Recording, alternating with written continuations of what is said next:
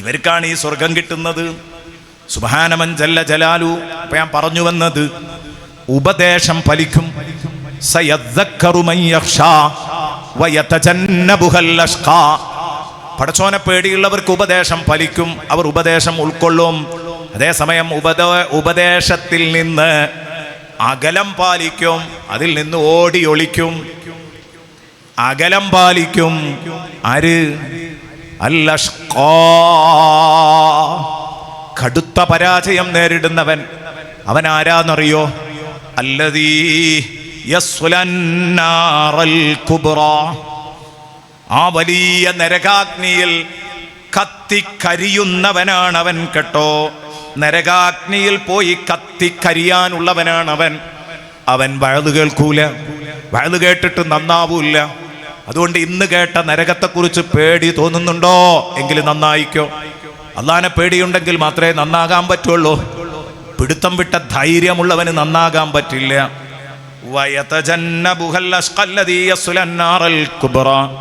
കടുത്ത നരകം, വലിയ തീയ് എന്ന് പറയാൻ കാരണം ചെറിയ തീയ്.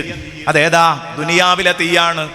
ദുനിയാവിലെ തീയിനേക്കാൾ 69 ഇരട്ടി ചൂടുള്ള തീയാണ് നരകത്തിലെ തീയെന്ന് ഹബീബുനാ വ സയ്യിദുനാ മുഹമ്മദുർ റസൂലുള്ളാഹ് സ്വല്ലല്ലാഹു അലൈഹി വസല്ലമ തങ്ങൾ പറഞ്ഞു.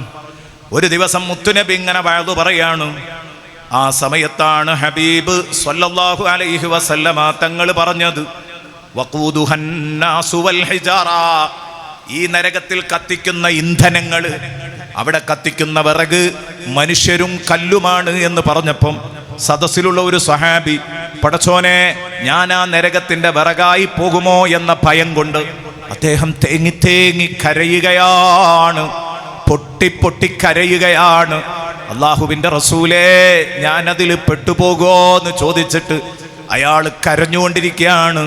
നബി തങ്ങൾ അദ്ദേഹത്തെ സമാധാനിക്കാൻ ശ്രമിക്കുമ്പോഴാണ് അതാ ഇറങ്ങി വരുന്നു ജിബ്രീൽ അലൈഹിസ്സലാം. ഇറങ്ങി വന്നുകൊണ്ട് ചോദിച്ചു, നബിയെ മനിൽ ബാക്കി ബൈന യദൈക യാ ഹബീബല്ലാഹ്, മുത്തുനബിയെ തങ്ങളുടെ മുമ്പിൽ വെച്ച് കരഞ്ഞ മനുഷ്യനെവിടെ? തങ്ങളെ മുമ്പിൽ വെച്ച് കരഞ്ഞ മനുഷ്യനെ ഒന്ന് കാട്ടിത്തരുമോ നബിയെ? അല്ല വിട്ടതാണ് അയാളെ കാണാൻ വേണ്ടി. അള്ളാഹുവിന്റെ റസൂൽ ഇങ്ങനെ ചൂണ്ടിക്കാണിച്ചിട്ട് പറഞ്ഞു, ഇതാണ് എൻ്റെ കൂട്ടുകാരുടെ കൂട്ടത്തിൽപ്പെട്ട ഒരാളാണ് ഇദ്ദേഹം. അസ്നാ അലൈഹിൽ മഅറൂഫ്, അദ്ദേഹം നല്ലപോലെ നിസ്കരിക്കുന്ന മനുഷ്യനാണ്, ഖുർആൻ ഓതുന്ന മനുഷ്യനാണ്, ഹക്കും ബാത്തിലും നോക്കി ജീവിക്കുന്ന മനുഷ്യനാണ്. അദ്ദേഹത്തെക്കുറിച്ച് ഒരുപാട് നന്മകൾ അള്ളാഹുവിന്റെ റസൂൽ ഇങ്ങനെ എണ്ണി എണ്ണി പറഞ്ഞപ്പം ജിബ്രീൽ പറഞ്ഞു, വേണ്ട വേണ്ട തങ്ങളെ, അയാളുടെ നന്മയുടെ ലിസ്റ്റ് ഞാൻ അങ്ങയോട് ചോദിച്ചിട്ടില്ല. എനിക്ക് വേണ്ടത് നരകത്തെ ഭയന്ന് കരഞ്ഞത് ഈ മനുഷ്യൻ തന്നെയാണോ? നരകത്തെ പറ്റി പറയുന്നത് കേട്ടിട്ട് അതെ, അദ്ദേഹം തന്നെയാണ്. എന്നാൽ അള്ളാഹു പറഞ്ഞ ഒരു വിവരം തങ്ങളെ അറിയിക്കാൻ വന്നതാണ്. മൻ ബകാ മിൻ ഖശിയത്തില്ലാഹ് ഫലൻ യലിജന്നാർ, അള്ളാനെ പേടിച്ച് കരഞ്ഞവൻ ആ ശരീരം പിന്നെ നരകത്തിൽ കടക്കൂല. ഈ കാര്യം നിങ്ങൾ ജനങ്ങളോട് വിളിച്ചു പറഞ്ഞോളാം. ഇത് നിങ്ങൾ ജനങ്ങളോട് പറഞ്ഞോളാം.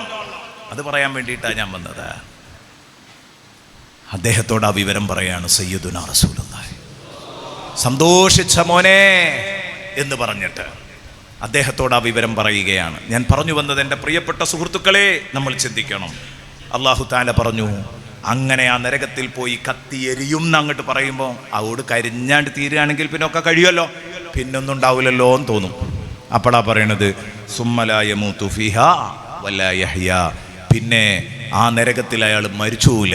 മരിച്ചുവാണെങ്കിൽ സമാധാനം ഉണ്ടാവുമായിരുന്നു അല്ലേ? മരിച്ചാൽ കുറച്ച് നേരമല്ലേ അദാബ് ഉണ്ടാവുള്ളൂ, കഴിഞ്ഞാണ് കഴിയും. പക്ഷെ മരിക്കൂല, കാലാകാലം ജീവിക്കും. എന്നാ വലാ യഹ്യാ, സന്തോഷത്തോടെ ജീവിക്കൂല. മരിക്കൂല, സന്തോഷത്തോടെ ജീവിക്കൂല. ജീവിക്കുക എന്ന് പറയണമെങ്കിൽ ഹാപ്പി ആയിരിക്കണം ജീവിതം അല്ലേ? അല്ലെങ്കിൽ പിന്നെ ലൈഫ് എന്ന് പറയില്ലേന് നമ്മൾ സാധാരണ പറയലേന് എന്താ? കുറച്ച് വിഷമവും കഷ്ടപ്പാടും ഒക്കെ ഉള്ള ജീവിതമാണെങ്കിൽ നമ്മളെന്താ പറയല്? നരകതുല്യമായ ജീവിതം, അങ്ങനെ പറയാം, നരകതുല്യമായ ജീവിതം. അപ്പൊ അതിനെ ജീവിതം എന്ന് പറയൂല.